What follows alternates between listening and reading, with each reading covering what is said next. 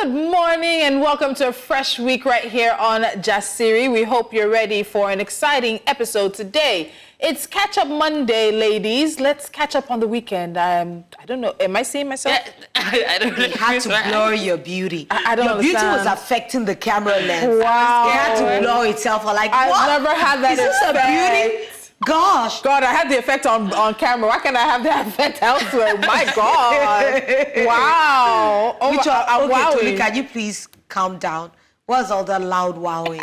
No, the hair's Why, given. the hater is hating. The fact that you had to say the truth for once, I really appreciate it. I always say the truth. I really appreciate it. Okay. Thank you. So, ladies, how was the weekend? It was a weekend. Yeah. What do you mean? Of course, she was out hustling for her money, as usual. Nah, I wasn't out. You weren't out. No, I You just were- stayed home. Abby, did I go? Is Mom still around? No. She has gone. Liar. Yeah. I went for a wedding on Saturday. I'm trying to remember. But on Sunday, it was Sunday, I had an event as well. But yeah, I feel like my mind was resting throughout. So, yeah. It was restful, but eventful. What did I do on Saturday? Yeah, right? I cannot remember Saturday. It's so hard to. But I remember I was out for an event on Sunday about fibroid awareness and everything. It was quite overwhelming, but you know, there's so many things about us women that we need to be more concerned about. Our bodies. It's just so weird, the things that can happen. And that's why I always tell every woman out there, you must learn your own body. Yeah. So that if something is changing, you know. And not just being concerned about, also being aware of, because there are a lot of things that happen in our bodies that we have No idea. And that comes from knowing your body. That's what I keep saying, that if something is different, you know. Yeah. It's just like maybe breast cancer awareness month. You have to learn to look and touch and feel and just, know your body from the smell, how your belly feels. Some people, it's just from looking at yourself in the mirror, you feel as if, this place is a bit distended. Why? And you investigate and you might be catching something you should catch early. Right. It's so important for me. It is. And we were talking about it in the makeup room, and so many women, particularly African-American women, women of African descent, or people of color, or women of color, are susceptible to fibroid. And there's only so much you can do. There's genetics at play. The gist is that almost every woman has some sort of fibroid or cyst or whatnot. But even with genetics at play, there are lifestyle changes. There's just us being more responsible. And I think with women, we tend to put off a lot of things. Put off going to the doctor, put off this because we're focusing on other people and other things. But like Lola said, we really got to focus on ourselves, because the kids you're wanting to focus on, if you're not healthy, if you're not there, what happens? You can't take care of them. So I know a lot of people now in our age now who are doing yearly full body tests. They want to know blood pressure, all that stuff and all. Just get a medical test, like a medical check. Complete. Catch up done. So what did I do? Saturday, because of you, I was up early again. Yes. No, because I have a talent Lola in at has me in a home. chokehold. I have a talent in at home. She's caring for. Let's put it out there. Waiting to see what so that everybody would. And then I went to the wedding of one of our staff here. So I want to just say congratulations once again to Godwin and his wife, Motorayo. Yeah, it was a very beautiful wedding. So congratulations to our guy. Do you remember Oye? Yes. Oye to got married off. I was heading there too. Congratulations, Oye and Tele. Yeah. So we have. I was at the wedding actually. And I was heading That's the there. wedding I went to. That's the wedding. You see, this industry is actually quite small. I was waiting for only for 2 hours. I'm like, And I was waiting for Olive to get there so I can start coming from the other wedding. Can you see? I got there late. I left late. Olive was still not there. Wow. So let me tell you. So I went to the salon because when certain things are happening, you want to be ready for this freshness. We can see it. How can you not see it? It's blinding. The whole camera was blurred out. The camera had to blur out from all the beauty oozing out. It was this lady had been scrubbed, massaged, sugar waxed, henna, and all. She's almost transparent right now. Honestly, her skin is You can see my feature, missing out, but let's leave that one. Anyway, so I was in the nail salon and I could just hear this lady. Apparently she was either talking to her, I don't know if the girl was her sister-in-law or her brother's boyfriend, and they're having issues. I almost heard the whole life story. The lady is 4 years older than the guy. Now that the mother knows that the lady is 4 years older, the mother doesn't even want anything to do with them. The mother doesn't visit the house anymore. The lady was calling up the sister, talk to your brother, and she's like, Zaina, you can't tell me that you're the only perfect one in the relationship. You guys are toxic. If it's toxic, let it go. I love the fact that she said, you know what, if it is not working and you guys are continuing like this, separate. It's not by force. The lady's like, if I had known he was 4 years younger, I would not have gone ahead and gone into the relationship. Then the brother apparently just recently found out that the lady was 4 years older than him. And then when they argued, it's something that comes out about the age. They never find out before they got married.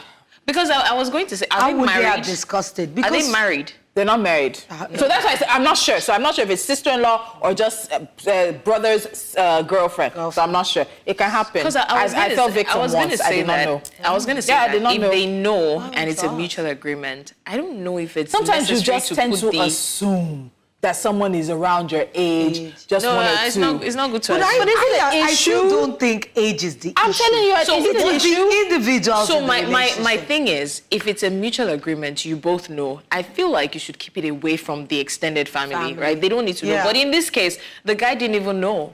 And it was the girl that got angry in one fight or something that was talking to the mother that told the mother that, in fact, can you believe, Mama, how he's dreaming?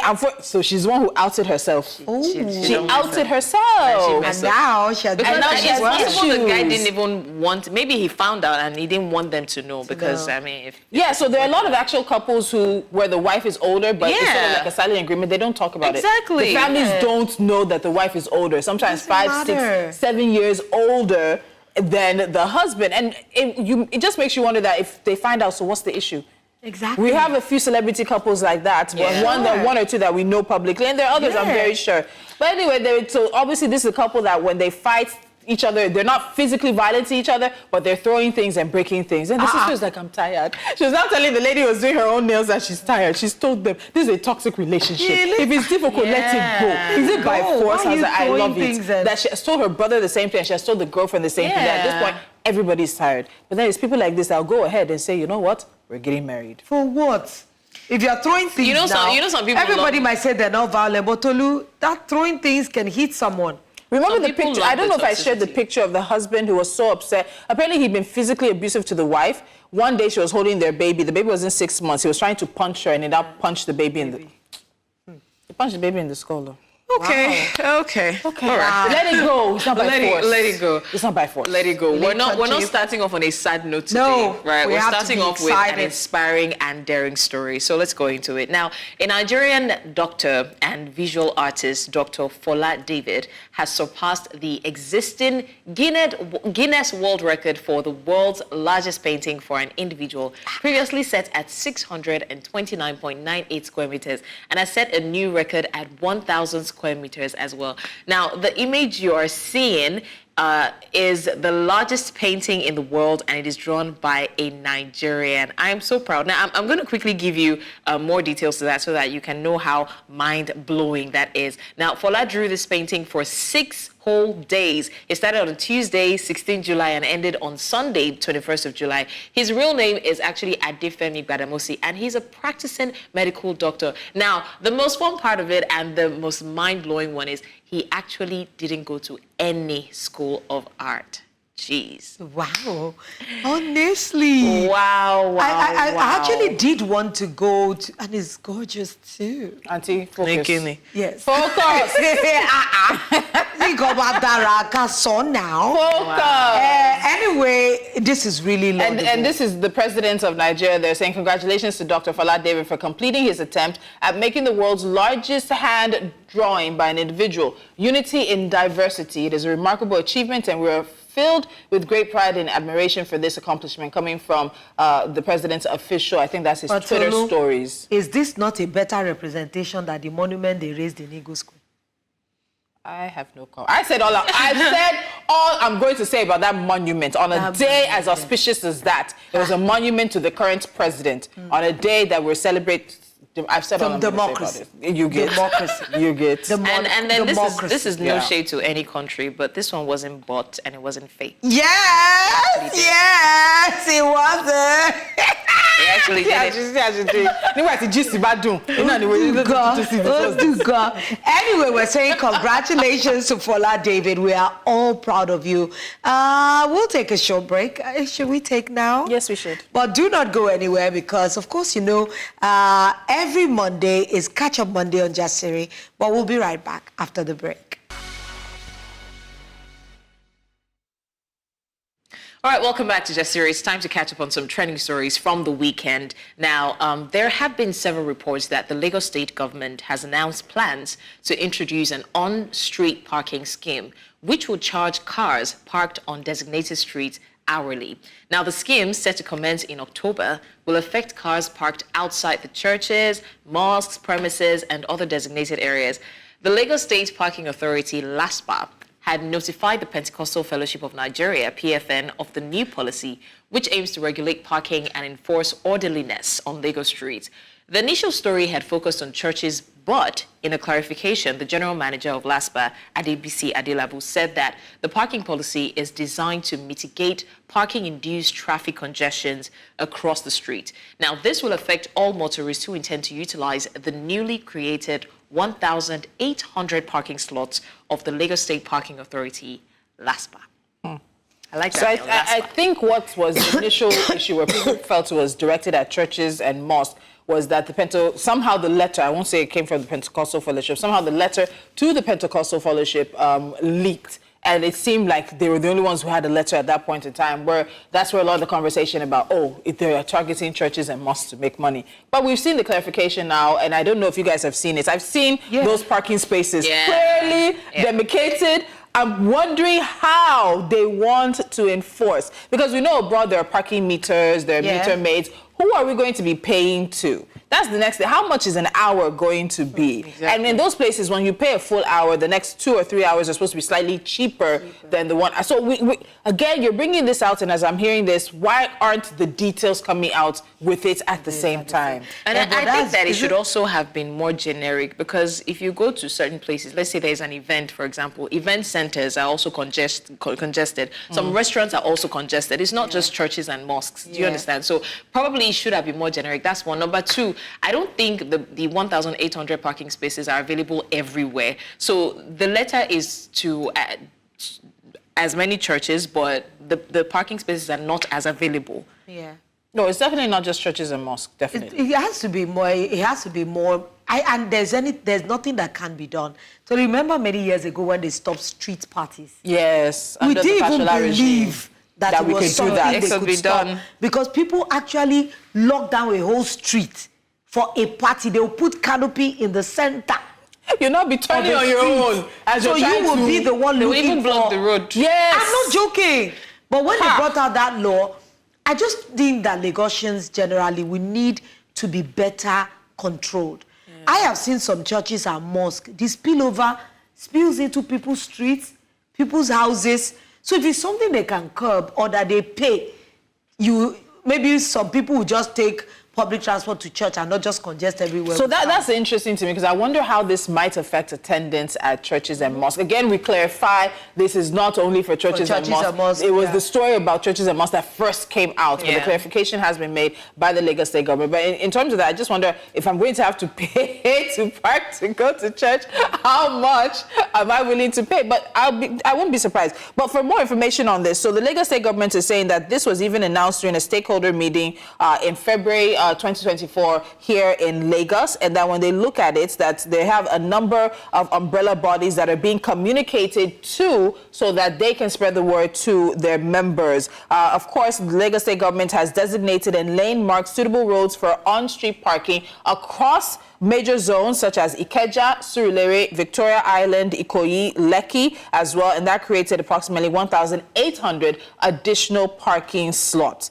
So it's going to be interesting. How are we paying? Who are we paying to? how much is an hour, how much is 2 hours. Those things need to be clearly spelt out, so also people don't use this opportunity once again to take advantage of residents. And what are you people saying? Are already doing that. They will take advantage. This is an area boys all come exactly affair. Because sometimes you be I don't know.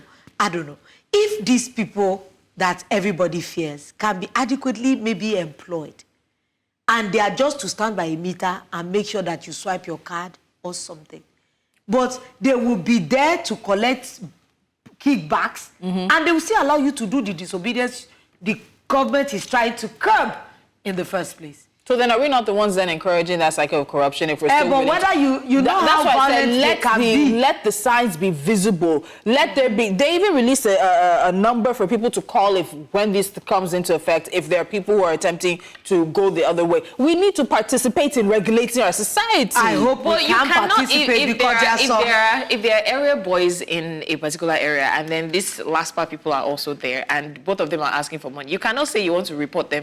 As long as they don't sweep them off the street, we're going to have double problem on our hands. Because we're already paying to these touts, right? Then we're now paying to LASPA. You cannot say because we're now paying to LASPA, when they come and harass you, it's not everybody that has that mind to no, I'm paying to LASPA. No, so our major problem is sweep these people off the streets. Completely. Because sometimes you are so scared of them that just to avoid you have to comply. I've even seen what they've done. Sometimes you pay to the meter and they will break off your mirror.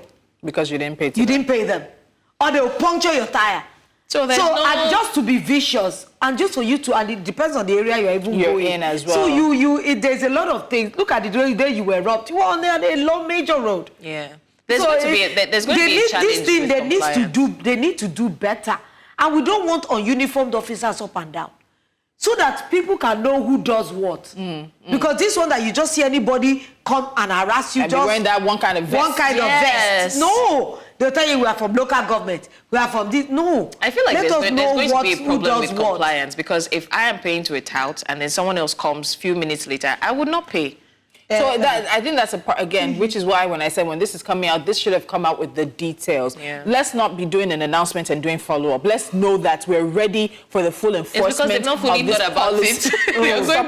We're ready for the full enforcement of this policy. Let everybody be getting their heads around what this means between now and October.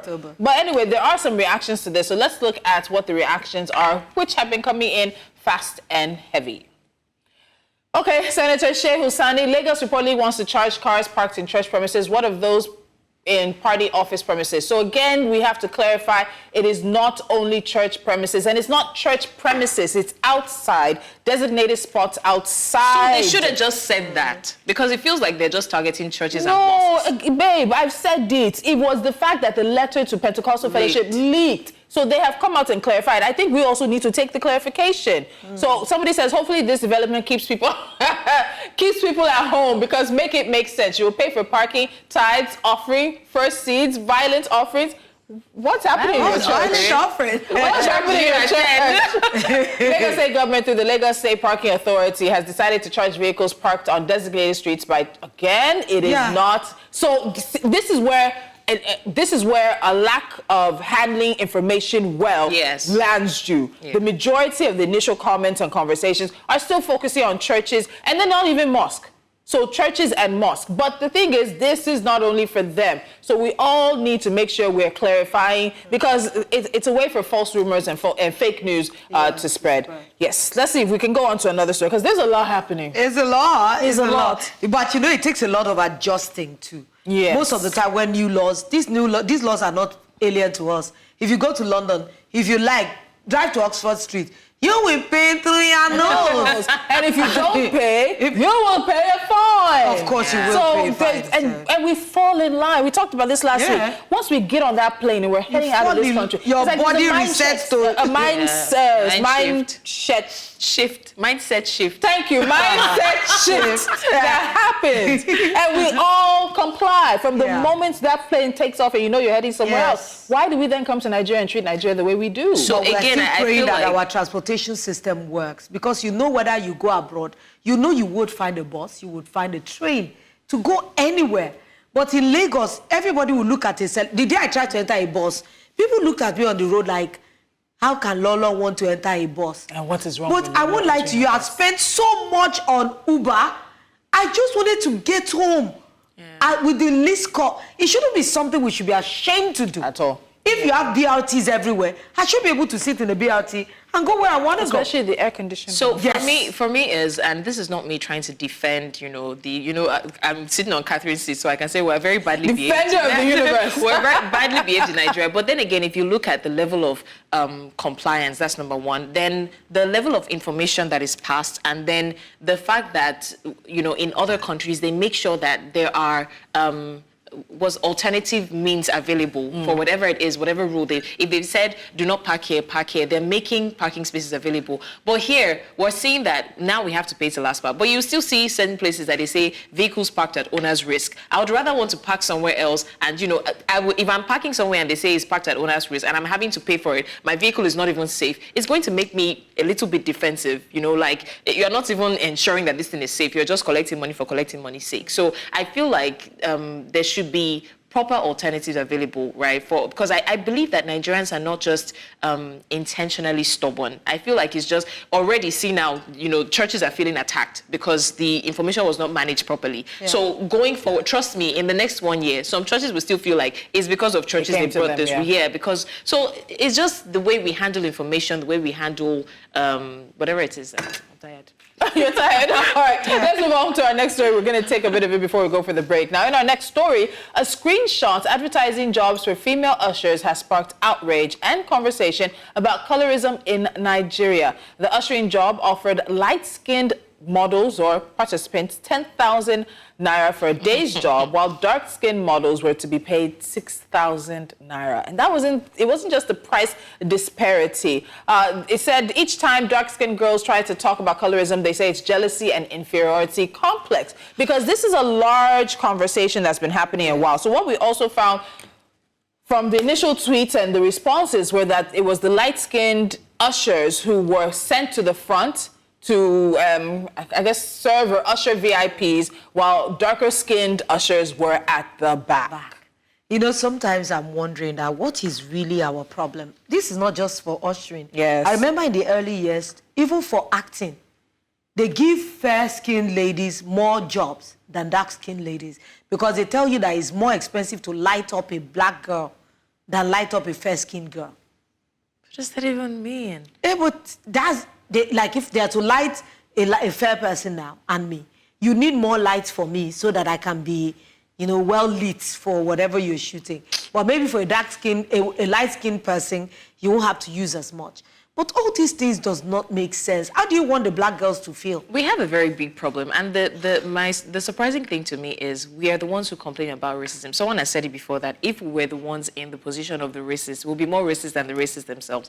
And that's because, was it last year? There's this reality TV show, I don't want to talk about the name, but they were mentioning the most beautiful girls that have ever gone on that show. And the 20 or 15 names that were mentioned were light-skinned girls. Yeah. And then people were like, they started listing the dark-skinned girls, like, are this one's jokes to you? Yeah. It's because we are just, we see, it's more pleasing to the eye when we see light-skinned girls than the dark-skinned girls. And it is a we problem, right? So we go out, we complain that people are racist and all that, but it starts from us. We are colorist, we're tribalistic. And then we go out and we're complaining of racism. And I think we have to look at it because, as Lolo talked about in the movies, it was a big thing. Still a little bit of a big thing, but we're doing better. But in advertising, we actually need to call ourselves out for the way we advertise certain things. So you were talking about that show, and there was also an advert that was talking that a soap advert. And if you look at all three of them, they were literally all the same shades of yellow. And so it makes you wonder, so your soap is not for everybody? It's not for people that are like my complexion, chocolatey? But of course, this is what else is coming. See what they're sending undergraduates that want to do ushering job. Whew. Fair girls, 10K, dark-skinned girls, 6K. And the thing is, whoever was having this conversation was not even ashamed. Yes. They were just having this conversation.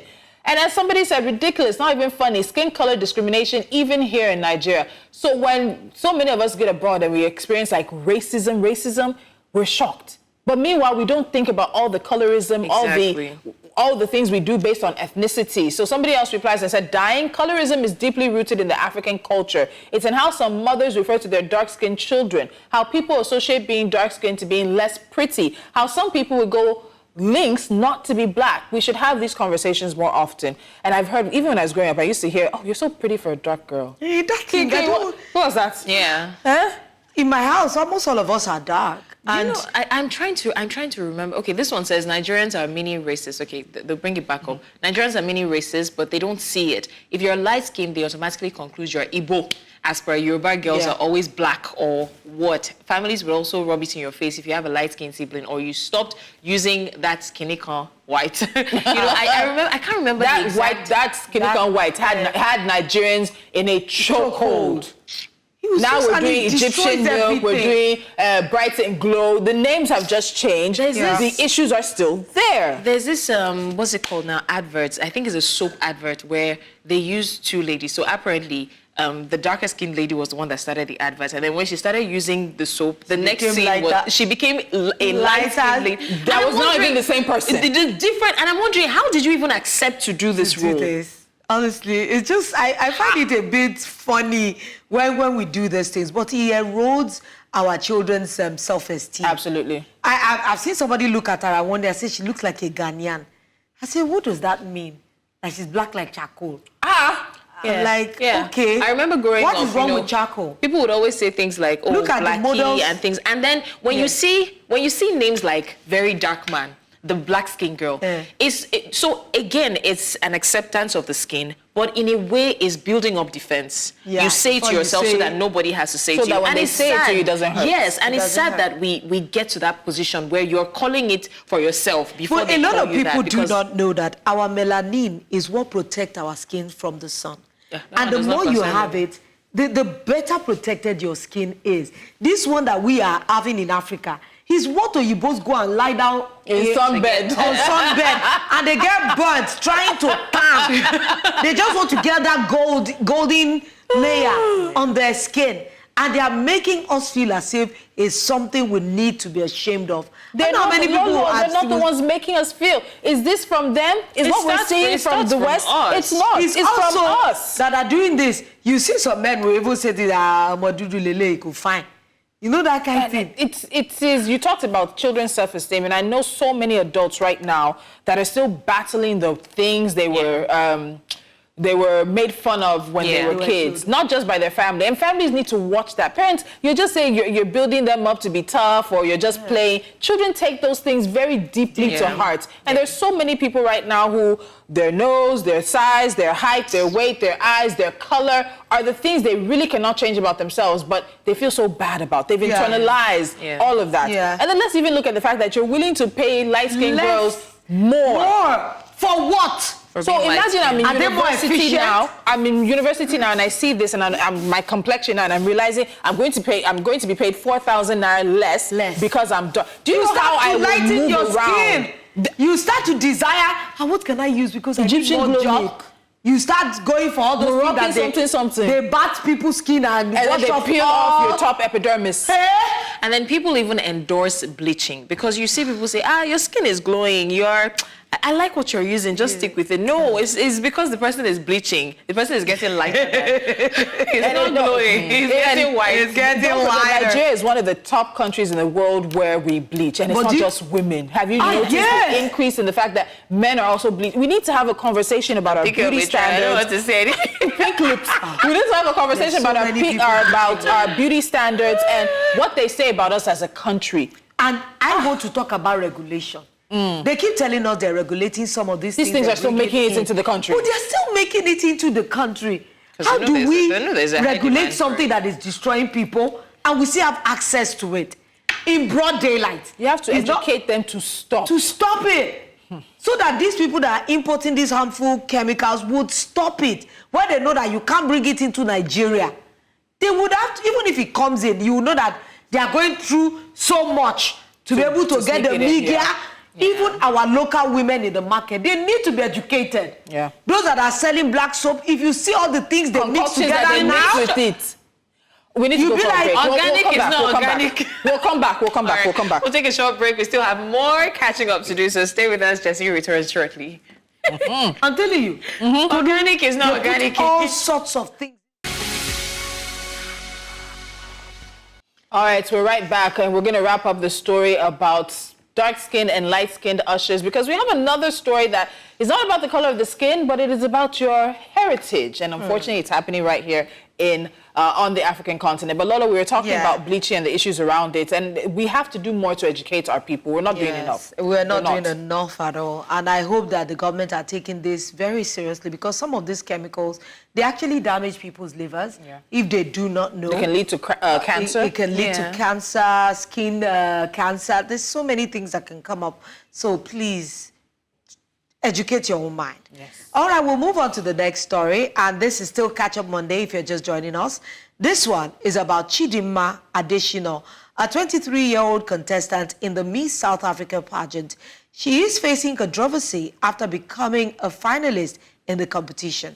Despite being born and raised in South Africa, some question her eligibility to compete. And Chidinma and the Miss South Africa organization have affirmed her South African citizenship, with the organization saying she meets all the requirements. The organization has condemned the xenophobic comments, emphasizing the pageant's values of inclusivity and celebration of diversity. Adeshino herself said, "I am a South African citizen. I have met all the requirements to be a part of the Miss SA competition. The fact that my father is Nigerian does not take away the fact that I am South African. My mother is South African, and I was raised in this country." Wow. What is all this? I'm not even surprised. So they will kill us in our own pageant in Nigeria that Omogun, they will write Miss Anambra. I'm just understanding. Well, that's a different case, right? I'm just like, I'm not surprised that this is coming from South Africa. This is not. That's the unfortunate thing. Yeah, I'm not surprised at all. But the fact that you're now doubting someone's citizenship despite being a citizen is a problem. Just because her name is Chidinma. And No, I feel not that just she has... Chidinma, It's not the it's name. Chidinma Adeshino. That's not just, you get? So she's bearing enough names to let you know she's not South African. but she's not South African by... maybe by birth. She's South African by birth. She's South African by birth, So it's only her father that is Nigerian. So what is it? So when we looked at this into it, so she also, of course, talked about the fact that she is a South African citizen, as you said. Her mother is South African. Her father is Nigerian. And according to the South African Citizenship Act, citizenship can be acquired by birth, descent, or naturalization. And that means that Chidinma's South African citizenship is valid despite the fact that her father is Nigerian. And it just... It gets under my skin. It irks me. We just had a conversation about us here in Nigeria and the values we're placing on whether dark skin or light skin. Then we go down to the southern part of the continent and it becomes whether you're fully South African or you're fully Nigerian or whatever it is. But she's representing South Africa. The Miss South Africa pageant people have said she met all the requirements. But Olu, you know, some of the times it just hurts that people that go through a lot of discrimination, fighting for recognition, emancipation from slavery, from their colonizers, are now the ones that are discriminating against their fellow Africans. How does that add up? You know what it was for you when you were being marginalized and when you had no voice? Yeah. And you were suffering, and many of the South Africans fought for this freedom with their blood. Now that they have acquired some relative freedom, they have now taken on the character of their colonizers by discriminating against their fellow Africans. How does that make sense? And trust me, it's not like they don't, all these things that people are reading out, oh, she's a citizen, they know. But what they're saying is they don't want a half-baked citizen, which is so sad. What is a half-baked citizen? So that's the thing, like, they don't see, as long as you're not fully South African, to them, you're not, and not just South Africa, like, that's how it is. Like, then the whole world, then that means somebody should just press delete and reset. Because do you know that, Olu, right now we need to do a reset. Do you know that to find the pure strain of a particular race, do you know it's getting eroded now? No, I actually agree because I'm seeing more Asian African children. Yeah.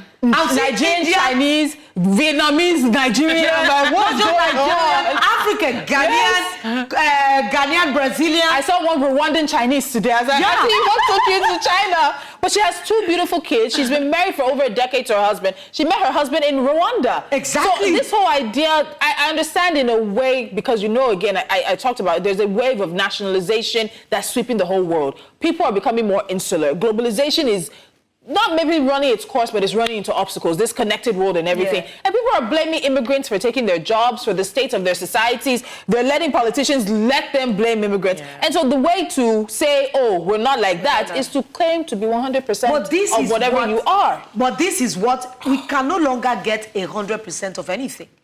The merging and the mixing and has been happening for years. I would remember the time in America where if you married the mixed race children, they had no name.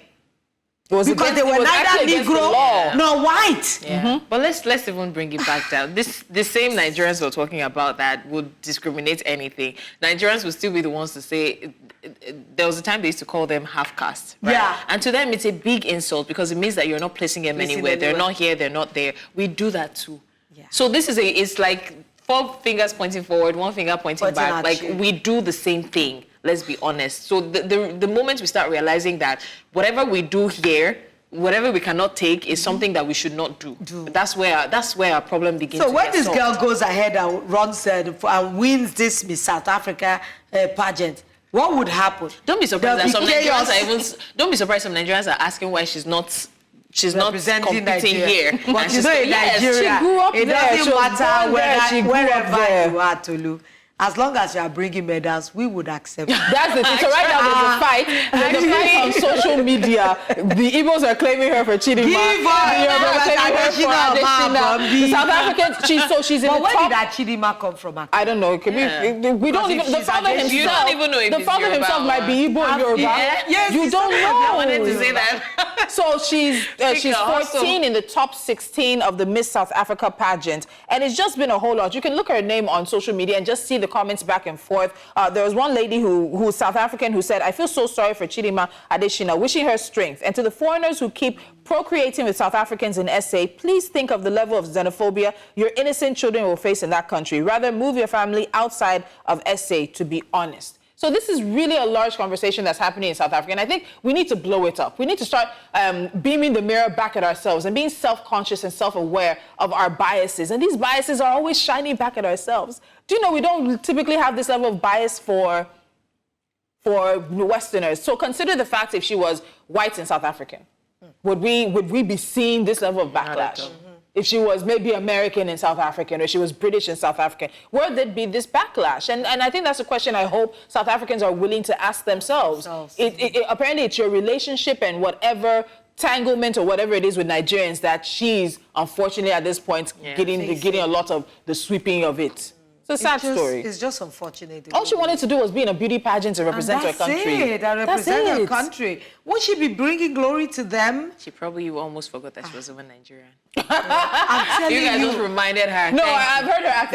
She doesn't even have a Nigerian accent. But you know there are so many Nigerians that live abroad. Like my sister's children, they are not Nigerian. They are British Nigerians. But they've lived only in England. They've been here, but they just like being here for sightseeing. But they don't consider themselves Nigerians. And there are generations that we're raising like that. Absolutely. So why should they suffer for the fact, imagine they now kick them out of UK and say, come to Nigeria. I'm like, what's in Nigeria? Honestly, we need to grow, Jare. Okay, we're trying to go now. We're really catching our up. next story. Yeah. This one is pissing me off. I won't even lie. So a lady was reportedly kicked off an Ethiopian Airlines flight to accommodate a minister in her seat. So she was unfortunate to be assigned that seat while a minister needed a seat. Now, the incident occurred aboard a red-eye to Nairobi, Kenya. In a video that has now gone viral, it shows the lady protesting the decision after being told she had to get off the plane for the unnamed politician. Now, according to CNN's Larry Madowo, who was on the flight at the time, Ethiopian Airlines refused to issue so much as an apology for the inconvenience that was caused. Are you kidding me?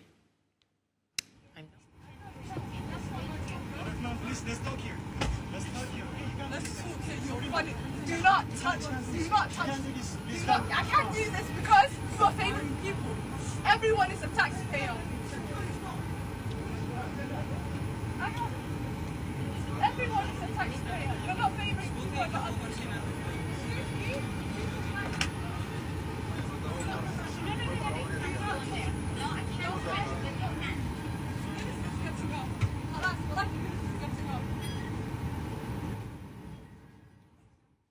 So I'm more pissed at the fact that no other person could even like say something. I know that maybe there's an extent to which you want to involve yourself in another person's drama, but it's just so unreasonable. And the fact that the guy is sitting there, not turning around, not apologizing, not even acknowledging. Oh, the minister sat there. The minister sat there. He's the one that's facing front. He didn't even turn like he heard where, because I wasn't saying Yoruba is not coming. What happened to his humanity? He's a minister. Are they? So which minister of where? Is he Ethiopia? Ethiopia. So the thing is, they are the ones who see themselves as human. The other people are not really human.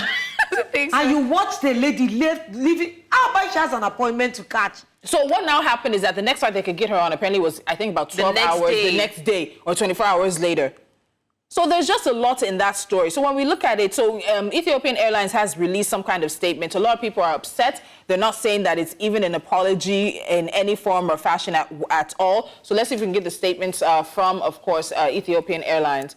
So their official statement regarding recent video circulation the airlines has watched the circulation of a viral video on various social media platforms depicting a passenger being removed from the flight on July 19th from Addis Ababa to Nairobi. We took the necessary time to investigate the matter thoroughly and bring the factual information to the public. On the date mentioned above, the flight experienced an overbooking situation. Whose fault is that? 3 individuals were standby economy class boarding pass arrived at the boarding gate. Just a few minutes before the scheduled departure time of the flight, the boarding agent advised them that the flight was full and they would be protected on the next flight. However, they ignored the advice of the boarding agent and attempted to board the aircraft. How did they attempt to board? Bypassing security personnel at the boarding gate. Our staff members courteously asked these passengers to disembark. One passenger acquiesced to this request, Lolo's word, while the remaining 2 were escorted off the aircraft by security due to non-compliance. It is pertinent to mention that these passengers were booked in economy class and their sitting was in no way influenced by the presence of a non-Ethiopian national VIP passenger in business class. Ethiopian Airlines follows a standard protocol wherein VIPs, business class passengers, and Platinum Sheba Mile members are allowed to board subsequent to the seating of all other passengers. A misapprehension arose among the standby passengers, leading to the distorted belief that their seats have been allocated to a VIP. This is not the case, and the circulating video does not reflect the true sequence of events. We extend our gratitude to our patrons for allowing us the chance to clarify these circumstances before forming any judgments. Ethiopian Airlines is dedicated to the safety, well-being, Yeah? Can I say the word PS? So this does nothing for me, really, because in terms of it, so if you're telling me, that is it. It's not making any sense. Are you saying we have never traveled before? It's not how making do any you get to the boarding gate? If it's full, it's how do you get to the gate and you get on? And you get on the plane. You're not even just, you are almost at the seat. How did you get there? How did you get there? No, this has a lot of things. You know one thing I'm grateful for? I'm grateful for the fact that people are now aware enough to take up their phones and make videos when necessary. I know that sometimes it can be excessive, making videos of people who are injured and all, but if that video was not made, there's no way we would have seen. And I'm sure they possibly did not think that a video would have gone viral, and that's why they just came out and I'm sorry to say, but concocted this story. I wish the people will boycott this airline and make them. That lady was not apologized to. Do you know how inhuman, do you know how little she would feel being escorted off that plane? Like, An international plane. So you have standby passengers. Again, Lolo is asking a very premium question. How do they make it onto the flight? Even as you're climbing the stairs, somebody's checking you. Even as you're entering the plane. So there were many sorry. I'm sorry. Even from the gate when you're trying to even at least the backyard Abuja I used to go to, I know that they would check the number and tell you, okay, this is your seat. That thing used to irritate me because I'm like, can I not see number? But then I realized there are many people who end up in the wrong seats. Exactly. And so they want to do down. They tell you where to sit. This lady was already at the seat. And you're saying that if it is an international plane, no, if she's it upset. is international, you will go to your boarding, you will go to the counter and give them your passport. They will check your name. If it tallies, if you have a ticket, then you assign seats. So how can you tell me you overbooked them and they got into the plane? That means they were cleared. That's not the only place you are checked. It's not. And for me, I still come back to this minister individual. And he said nothing, and he sat down. I don't care. If you are right and you're in the rights and you know that they say everything is sorted, I think there would have been something in standing up and saying, okay, what's going on? Yes, what can we do? No, he can't stand up because he knows what made him sit down. No, he knows what he was told by the airline, that don't worry. No. For him to have sat down there, it means that they had the arrangement. Oh, this is, you want to travel? Which is what I'm saying, is what the airline told him. But even if the airline is bumping people, and airlines do have it's not privilege, they have a right sometimes to bump if something happens, whatever. Sometimes they'll even offer you, we have an emergency, can you go to the next flight, we'll give you air miles, we'll whatever, put you up in a hotel and all that. All of those things are possible. So why was she not given even that? Privilege. It was simply to be removed. And being removed from an airline, from a flight, is not a small thing. She can be blacklisted. It's not a very, very small thing. Yes. I just feel that the statement they eventually put out was just unempathetic.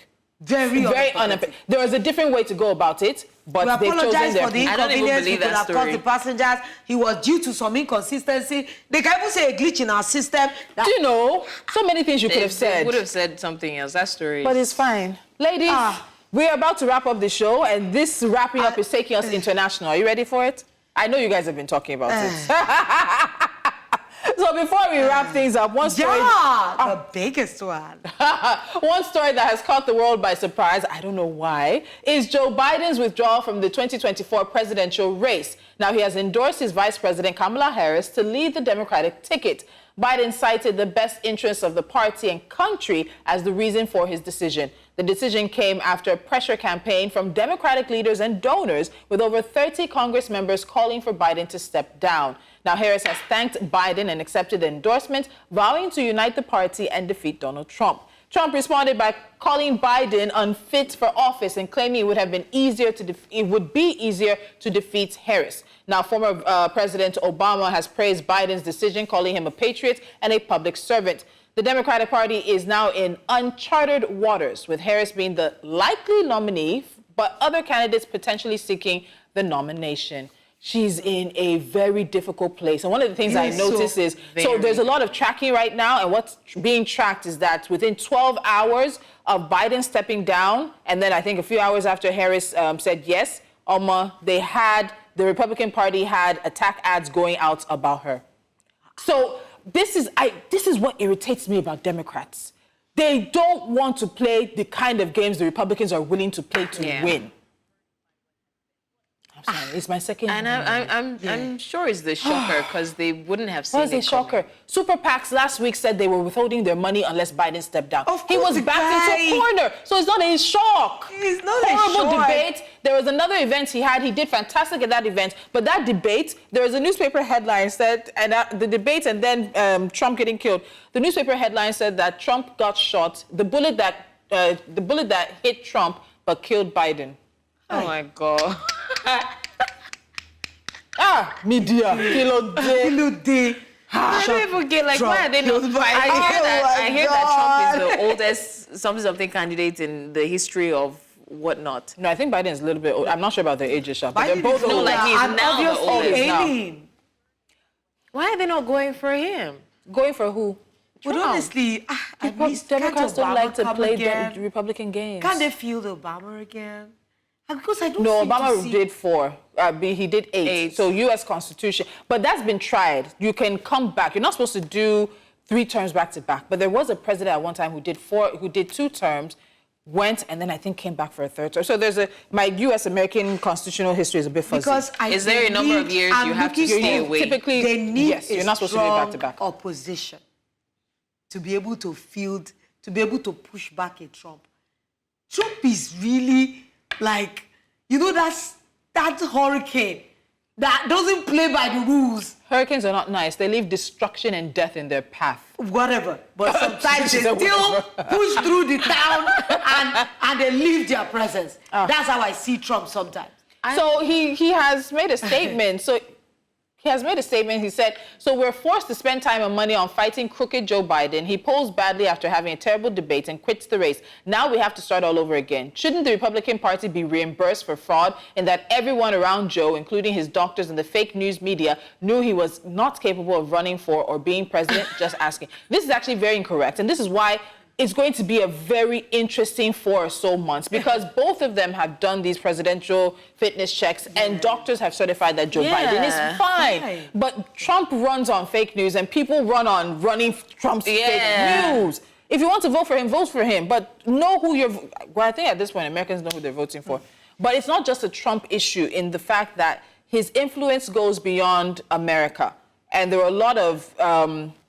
indirect connections that were made between the rise of Donald Trump and the rise of certain other types of leaders around the world. So it's not even just about him becoming U.S. president. It's also becoming the connections and the crooked and dotted lines that connect him and democracies around the world. I just cannot even imagine that a person that has all these court cases on his neck, he's running like a tiger. That's another. It's the confidence for me. And as much as maybe all our Americans will soon be returnees. But shouldn't we applaud Biden for making the decision he made, which we would like other African leaders to imbibe? It's not always about your ambition. I respect his decision. Yeah. Honestly, there are some things that are respectable. In history, to be written against him, that it will be written for him, that of course he did step down when, for whatever reason. Do you know that he's ranked the 14th best president in the United States by non-partisan people? And Trump is actually ranked worst president in U.S. history. And he's still running. That was a good decision. I'm proud of Kamala, but she has the battle of a lifetime ahead of her, and so does the Democratic Party. Yeah. Okay, it's me that's supposed to say bye-bye. Please say your bye-bye. This is a really special bye-bye for me. Okay, I'll see you guys in a few weeks. Let's just leave it at that. Lolo, get out. What is it? I was expecting haters. Haters. I'll be sending you special love messages. They already outed you.